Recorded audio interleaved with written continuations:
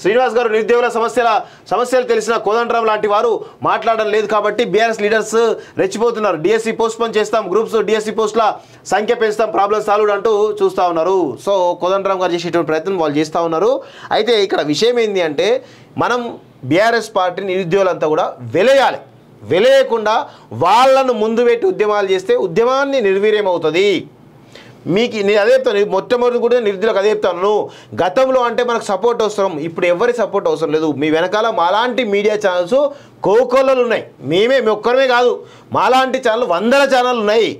మీరు చేసేటువంటి ఉద్యమానికి ప్రచారం కల్పించడానికి, ప్రజల వద్ద తీసుకుపోవడానికి మేము మా అంతా ఉడతా బతిగా మీకు సాయం చేయడం రెడీగా ఉన్నాం. ఎప్పుడైతే మీరు బీఆర్ఎస్ పార్టీ వాళ్ళ ముందు పెట్టిర్రో ఆ ఉద్యమం నిర్వీర్యమైపోతుంది.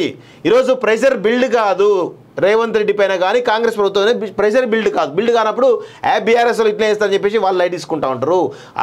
ఆ కోణంలోనే మోతీలాల్ యొక్క ఉద్యమం నిర్వీర్యమైంది అనేది మనకు స్పష్టంగా అర్థమవుతుంది. ఒకవేళ పల్లరాజేశ్వర రెడ్డి లాంటి లుచ్చగాళ్ళు లేకపోతే హరీష్ రావు లాంటి వాళ్ళు రాకపోతే ఉద్యమం మరింత ఉధృతమయ్యేది. వాళ్ళు వచ్చి రెచ్చగొట్టడం ద్వారా ఆ ఉద్యమానికి కాస్త ఉన్న క్రెడిబిలిటీ మొత్తం కూడా పోయింది. అన్న కేకే వల్ల చాలా లాభం ఉంది రేవంత్కి. కేసీఆర్ కబ్జా చేసిన భూములు వాళ్ళ ఢిల్లీ లీడర్లకు ట్రాన్స్ఫర్ చేయడానికి పక్కా ప్లాన్ చేసిన